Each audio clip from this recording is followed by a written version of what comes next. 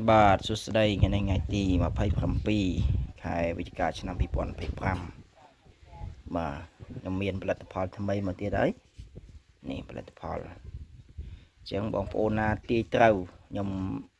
ផលិតពូជបានខ្ញុំចាយពូជដាំបាទវាជាប្រភេទអាហារសុខភាពដូចគ្នាបាទហើយសង្ឃឹមថានៅទឹកដីយើងអត់ទាន់មានណាមានដើមទេមានខ្ញុំលើកទី1ហើយមិននិយាយអួតទេបាទអាចស្រាវជ្រាវមកបានបាទខ្ញុំនឹងព្យាយាមផលិតពូជវាឲ្យបានច្រើនចែកបងប្អូនដែលនិយមធ្វើកសិកម្មវាទៅដាំបាទ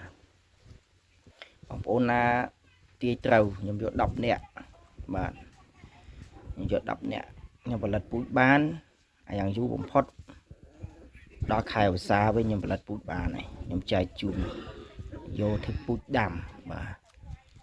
នេះបងប្អូនណាទាយស្រូវទាយត្រូវខ្ញុំចែកពូជដាំបាទយក10នាក់បាទបងប្អូនណាខមមិនត្រូវមុនគេ10នាក់គឺខ្ញុំចែកពូជបាទហ្នឹងហើយវាជាប្រភេទអាហារជួយសុខភាពទាំងអស់ហើយវាប្លែកវាអត់ដូចគេទេបាទថាអាយុកាលវាតែ4ខែទេបាទ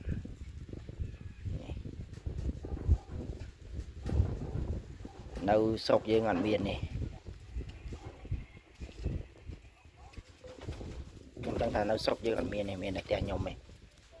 បាទខ្ញុំផលិតពូជបានតិចបំផុតអញ្ចឹងខ្ញុំព្យាយាមបំបែកពូជវាឲ្យកាន់តែច្រើននិងផលិតពូជចែកបងប្អូនដាំដុះដោយអត់គិតលុយហ្នឹងហើយបាទសូមអរគុណ